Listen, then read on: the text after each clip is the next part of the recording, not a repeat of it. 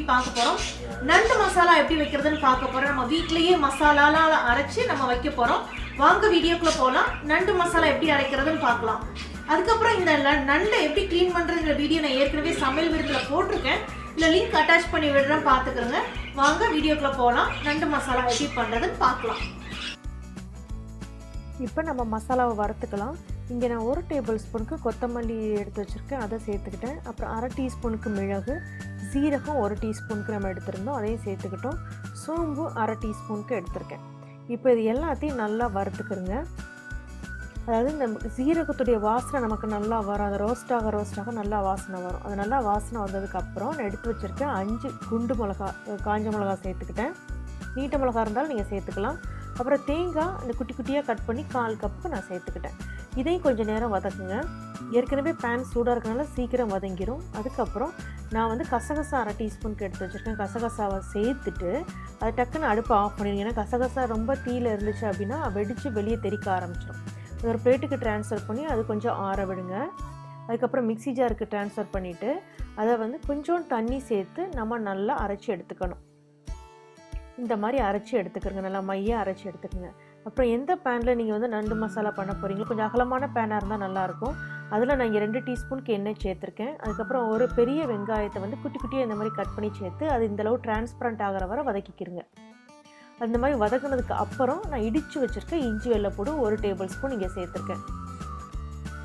இஞ்சி வெள்ளைப்பூடு சேர்த்ததுக்கப்புறம் நம்ம கீரி வச்சுருக்க பச்சை மிளகா 3 பச்சை மிளகா நீங்கள் எடுத்து வச்சுருக்கேன், அதையும் இங்கே சேர்த்துக்கிறேன். அதுக்கப்புறம் கருவேப்பிலை எடுத்து வச்சுருக்கேன், அதையும் சேர்த்துக்கிட்டேன். சேர்த்துட்டு நல்லா வதக்குங்க. அந்த இஞ்சி வெள்ளைப்பொடிய பச்சை வாசனை போகிற வரைக்கும் நல்லா வதக்குங்க. அது பச்சை வாசனை போனதுக்கப்புறம் வெட்டி வச்சுருக்க ஒரு தக்காளி பழத்தையும், தக்காளி பழம் வதங்குறதுக்கு நம்ம உப்பும் சேர்த்துக்கலாம். உப்பு சேர்த்துட்டு நல்லா வதக்குங்க. அந்த தக்காளி பழம் நல்லா நமக்கு மசியணும். இந்த மாதிரி மசிஞ்சதுக்கப்புறம் நான் எடுத்து வச்சுருக்க மிளகாய் தூள் 2 டீஸ்பூனுக்கு சேர்த்துக்கிறேன். மஞ்சள் தூள் 1/4 டீஸ்பூன் சேர்த்துருக்கேன். சேர்த்ததுக்கப்புறம் நல்லா மிக்ஸ் பண்ணி விடுங்க. இந்த மிளகாய்த்தூளுடைய அந்த பச்சை வாசனை போகிற வரைக்கும் நல்லா அதை நல்லா வதக்கிக்கிறங்க. அது இந்த மாதிரி நல்லா வதங்கினதுக்கப்புறம் நம்ம அரைச்சி வச்சுருந்தோம் இல்லையா தேங்காய் கலவை, அதை இதை நம்ம சேர்த்துக்கலாம்.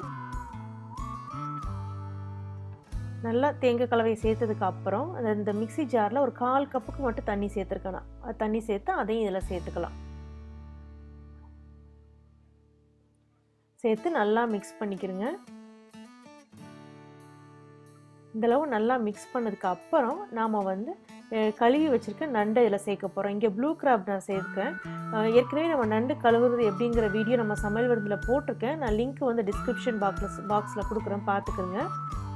ஸோ இப்போ நம்ம எல்லாத்தையும் இந்த அகல மாதிரி பாத்திரமாக எடுத்தால் நமக்கு வந்து நண்டை போட்டு கிண்டுறதுக்கும் வசதியாக இருக்கும். ஸோ நண்டெல்லாம் உள்ளுக்கு போட்டதுக்கப்புறம் நல்லா மிக்ஸ் பண்ணுங்கள். நண்டு வந்து அந்த ஃபுல்லாக மசாலாவில் போட்டாகிற வரைக்கும் நல்லா மிக்ஸ் பண்ணிக்கோங்க.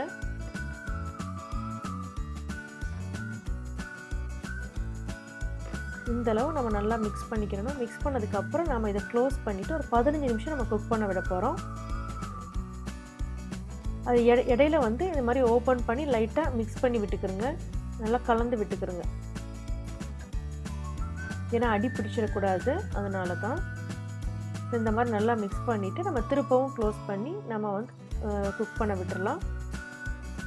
இப்போ ஓப்பன் பண்ணி பார்க்கலாம்.